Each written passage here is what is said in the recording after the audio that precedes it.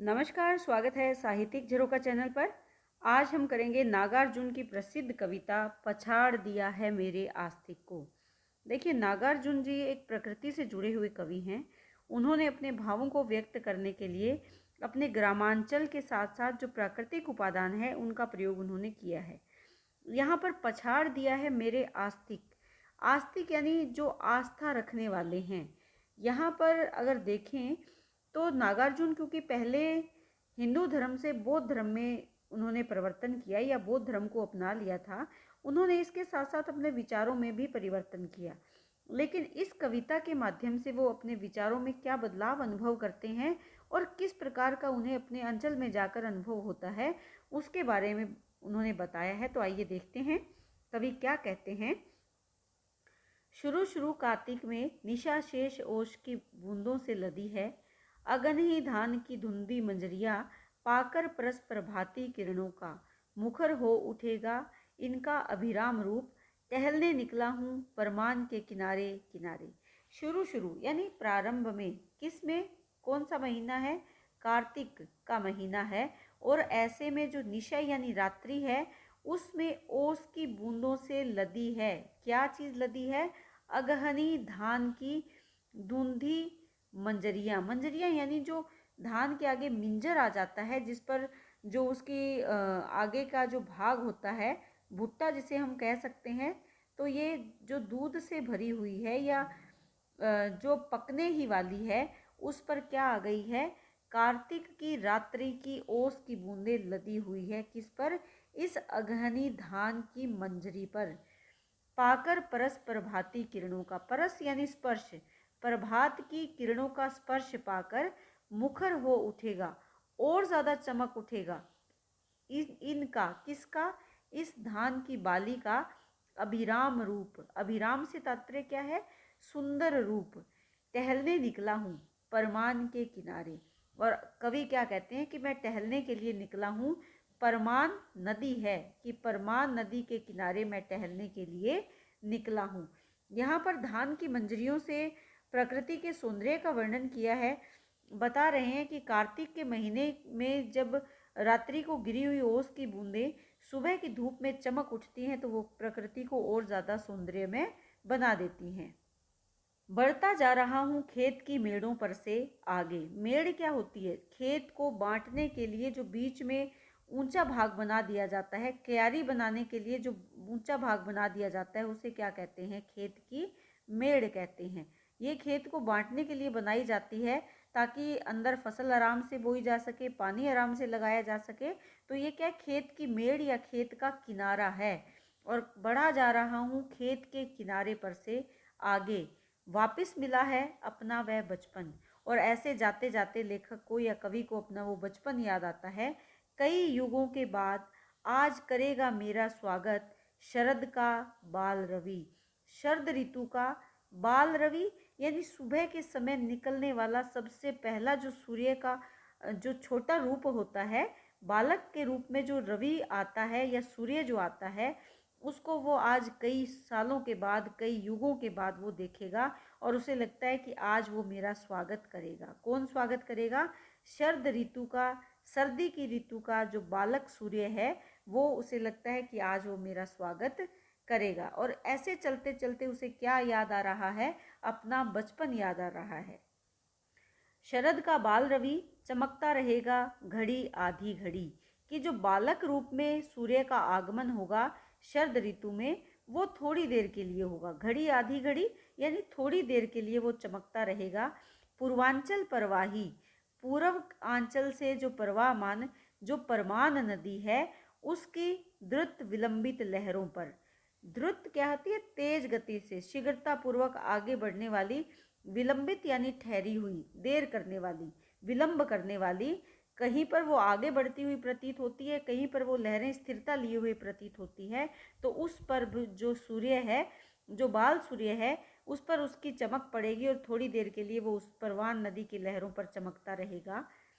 और मेरे ये अनावृत चरण युगल, युगल यानी दोनों, चरण यानी पैर, कदम, अनावृत जो ढके हुए नहीं हैं, खुले हैं। यानी जो कवि हैं वो अपने पैरों में उसने कुछ पहन नहीं रखा, अपने नंगे पैरों के साथ वो आगे बढ़ रहा है। करते रहेंगे चहलकदमी सैकत पुलीन पर। उस सुंदर किनारे पर, जो उस नदी का सुंदर किनारा है, उस पुलीन पर, उस किनारे पर वो चहलकदमी करते रहेंगे, यानी वहाँ पर वो घूमता रहेगा अपने खुले पैरों से। छोड़ते जाएंगे सादी हल्की छाप और फिर आएगी हंसी मुझे अपने आप। कि वो मेरे जो कदम है, खुले पैर जो हैं, वो सादी सी हल्की सी अपनी छाप वहाँ छोड़ देंगे, क्योंकि नदी के किनारे पदचिन्ह वहाँ पर बन जाएंगे और मुझे हंसी आएगी खुद पर, स्वयं पर। उतर पड़ूंगा तत्क्षण, उसी पल, तत्क्षण यानी उसी पल मैं उतर पड़ूंगा। कहाँ पर? पंकिल कछार में। पंकिल क्या होता है? जो पानी और मिट्टी से बना हुआ किनारा होता है, गीली मिट्टी जिसमें पानी का एहसास हो, ऐसा कछार यानी किनारे पर। बुलाएंगे अपनी ओर भारी खुरों के निशान। खुर होता है पशु के पैरों का जो निशान होता है, उसे क्या कहते हैं? उसे खुर कहते हैं। पशु के पैरों के जो निशान होते हैं उसे खुर कहते हैं। गांव में या जो ग्रामीण क्षेत्र है वहाँ पर जब पशु आगे बढ़ते जाते हैं, गिल्ली मिट्टी में वो अपने खुरों के, अपने पैरों के निशान छोड़ते चले जाते हैं। खुर क्यों? क्योंकि पशु के पैर के नीचे जो नाखून होता है उस भाग को खुर कहा जाता है। तो यहाँ पर बुलाएंगे अपनी ओर भारी खुर। भारी खुर से तात्पर्य ये है कि वो खुर ऐसे पशुओं के हैं, शायद वो गाय हो सकती है, भैंस हो सकते हैं, यानी भारी वजन वाले पशु हो सकते हैं, और उनके गहरे निशान। झुक जाएगा ये मस्तक अनायास, अपने आप ही मेरा जो मस्तक है वो झुक जाएगा। किस लिए? दुधारू भैंसों की याद में, दूध देने वाली भैंसों की याद में मेरा मस्तक झुक जाएगा, यानी मेरे मन में उनके प्रति प्रेम और श्रद्धा का भाव जागृत हो जाएगा। यहाँ पर कवि प्रत्येक उस स्थिति से जुड़ना चाहता है, प्रत्येक उस प्रकृति उपादान से जुड़ना चाहता है, या प्रत्येक उस क्षण से जुड़ना चाहता है जो उसके गांव में बसी है। वो उस याद से, उस चिन्ह से, उस पशु से जो उसके लिए दूध दे रहे हैं, उनसे वो जुड़ना चाहता है, उनको अनुभव करना चाहता है, यानी अपने बचपन को जीना चाहता है। इस ग्रामीण क्षेत्र में, इस आंचलिक क्षेत्र में जो उसे सुखद अनुभव हो रहा है, उसको वो अपने शब्दों में अभिव्यक्त कर रहा है। यह लो दूर कहीं शीशम की झुरमुट। झुरमुट यानी झुंड है, किसका? शीशम के पेड़ का। शीशम का पेड़ जिसको देसी भाषा में टाली भी कहा गया है, वैसे शीशम जिसकी लकड़ी बहुत अच्छी होती है, प्रयोग की जाती है। तो ये लो, यह लो दूर कहीं पर शीशम का जो झुंड है, शीशम के पेड़ का जो झुंड है, उड़ता आया नीलकंठ। और वहाँ से नीलकंठ नामक जो पक्षी है वो उड़ता हुआ आया, गुजर जाएगा ऊपर ही ऊपर। और वो ऊपर ही ऊपर चला जाएगा, अपनी उड़ान वो नहीं रोकेगा। कहाँ जाकर बैठेगा? कवि के मन में प्रश्न आता है, कहाँ जाकर बैठेगा? प्रश्नात्मक शैली है। तो विचार करता है, इधर पीछे जवान पाकड़ की फुनगी पर, या कि उस बूढ़े पीपल की बदरंग डाल पर। कवि खुद से ही प्रश्न कर रहा है कि कहाँ बैठेगा। जवान पाकड़ यानी युवा अवस्था में जो पाकड़ का वृक्ष है। पाकड़ क्या होता है? पिलखन भी कहते हैं कई स्थानों पर इसको। पाकड़ यानी पिलखन, इस पेड़ का नाम है, ये एक पेड़ है, पाकड़ या पिलखन। फुनगी क्या होती है? जो नई नई टहनी के ऊपरी भाग में नए पत्ते निकलते हैं, या टहनी का जो ऊपरी भाग है उसे कहते हैं फुनगी। या उस बूढ़े पीपल की बदरंग डाल पर, या उस पेड़ पर, उस बूढ़े पीपल पर जो बहुत बूढ़ा हो चुका है। पाकड़ जवान है यानी अभी ये पेड़ युवावस्था में है, पीपल बूढ़ा है यानी बहुत वर्षों पुराना ये पेड़ है। बदरंग डाल, जो डाल अब मैली सी हो गई है, उस पर जाकर बैठेगा। कवि के मन में ये विचार आ रहा है कि उड़ता हुआ नीलकंठ अब कहाँ पर बैठेगा। पहुंचेगा विष्णु पर के बीचों बीच, मंदिर की अंगनई में मोलसरी की सघन पत्तियों वाली टहनियों की ओट में। या वो वहां पर पहुंचेगा जहां मंदिर है, और वो स्थान कौन सा है?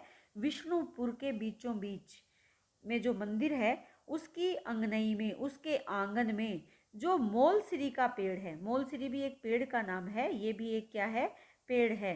कि विष्णुपुर जो स्थान है वहाँ बीचों बीच जो मंदिर है उसके आंगन में मोलसरी का जो पेड़ है उसकी घनी पत्तियों वाली टहनियों की ओट में हो जाएगा अदृश्य, करेगा वहीं पर आराम। जाने भी दो, आओ तुम मेरे साथ रत्नेश्वर। दूसरा पात्र यहाँ पर कौन है? ये कवि का मित्र है रत्नेश्वर। और वो उसके बारे में बात करते करते रत्नेश्वर से कहते हैं कि जाने दो और तुम मेरे साथ चलो, देखेंगे आज जी भरकर। क्या देखना चाहता है कवि? सूर्य को देखना चाहता है। उगते सूरज का अरुण अरुण पूर्ण बिंब, कि लाल लाल रंग का जो पूर्ण बिंब है वो हम देखेंगे। और किसका? उगते हुए सूर्य का। जाने कब से नहीं देखा था शिशु भास्कर, कि बाल अवस्था का सूर्य, शिशु यानी बालक, भास्कर यानी सूर्य, कि बाल अवस्था का जो सूर्य है ना जाने कब से नहीं देखा। कितने ही दिन गुजर गए मैंने बाल सूर्य को नहीं देखा। आओ रत्नेश्वर कृतार्थ हो हमारे नेत्र, कि आओ रत्नेश्वर हम उस बाल सूर्य को देखें ताकि हमारे नेत्र धन्य हो जाएं। देखना भाई, जल्दी न करना। उसे समझाते हैं कि तुम जल्दबाजी मत करना, लौटना तो है ही, कि वापस तो हमें चले ही जाना है, मगर यह कहाँ दिखता है रोज रोज। आज जैसा अवसर हमें मिला है ऐसा अवसर रोज रोज कहाँ मिलता है।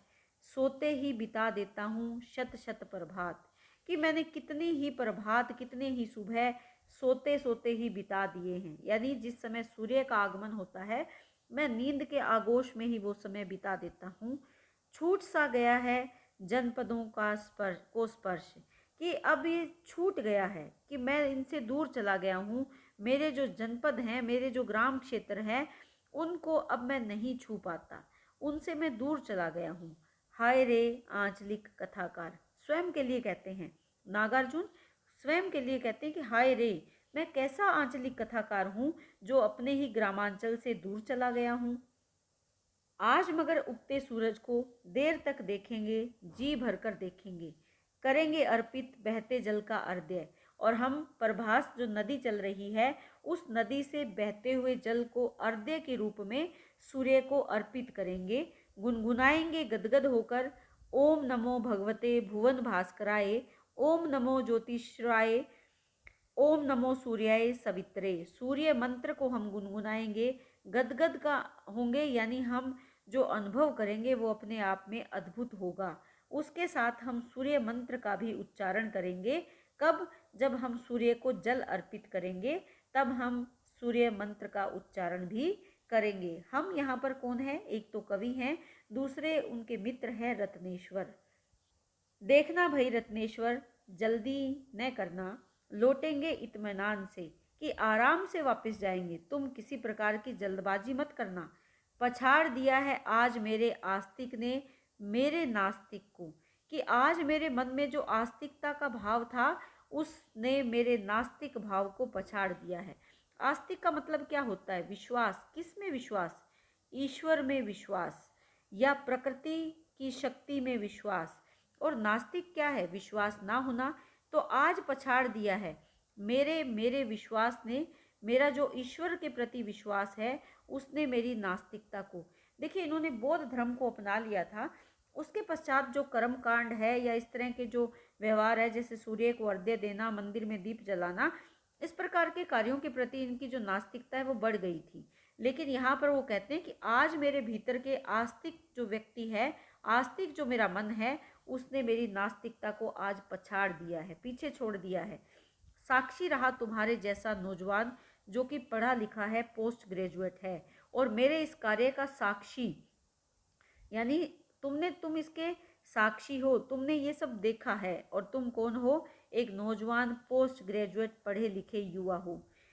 मेरे इस डेविएशन का मतलब क्या होता है? मुक्त अनुभव, कि मैंने जो आज ये मुक्ति का अनुभव किया है, बिना किसी भावों के बंधनों के मैंने जो ये प्रकृति के साथ अनुभव किया है, उसके तुम साक्षी हो। मेरे डेविएशन का यानी मेरे इस मुक्त अनुभव के तुम साक्षी हो, तुम पढ़े लिखे हो। तो आज यहाँ पर किस प्रकार उसके भावों में और विचारों में परिवर्तन आया है, उसका यहाँ पर सुंदर चित्रण अभिव्यक्त किया है। किसने? कवि ने। नहीं, मैं झूठ कहता हूँ, मुकर जाऊं शायद कभी। हाँ, कहाँ? मैंने तो कभी झुकाया नहीं था यह मस्तक, कहाँ? मैंने तो कभी दिया नहीं था अर्ध्य सूर्य को।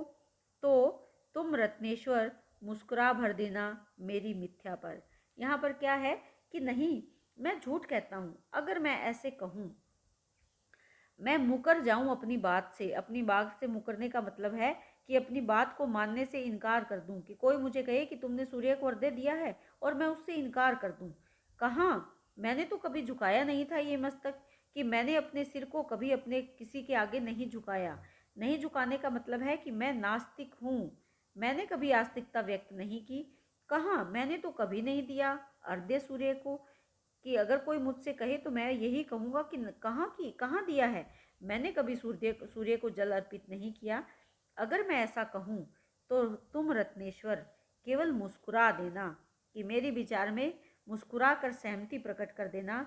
मैं जो मिथ्या, जो झूठ बोल रहा हूँ, उस पर तुम केवल अपनी मुस्कुराहट मुझे दिखा देना। तो कहने का तात्पर्य यहाँ पर कवि का क्या है कि वो इस बात को स्वीकार करते हैं कि आज मेरी आस्तिकता जीत गई है और मेरी नास्तिकता हार गई है। क्यों? क्योंकि जो ग्रामीण अंचल का जीवन है, वो बचपन का जीवन, वो सूर्य को अर्घ्य देना, वो नदी के किनारे घूमना, वो अपने परमात्मा में विश्वास और भरोसा करना, आज कवि को एकदम फिर से याद आ रहा है।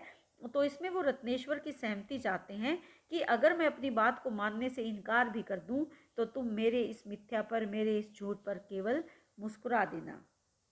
तो ये नागार्जुन की बहुत ही सुंदर कविता है। प्रकृति को इन्होंने सहारा बनाया है अपने विचारों को अभिव्यक्त करने में। उम्मीद करती हूँ कि कविता आपको बहुत अच्छे से समझ में आई होगी। बहुत बहुत धन्यवाद। इसी तरह चैनल से जुड़े रहें, लाइक शेयर सब्सक्राइब ज़रूर करें।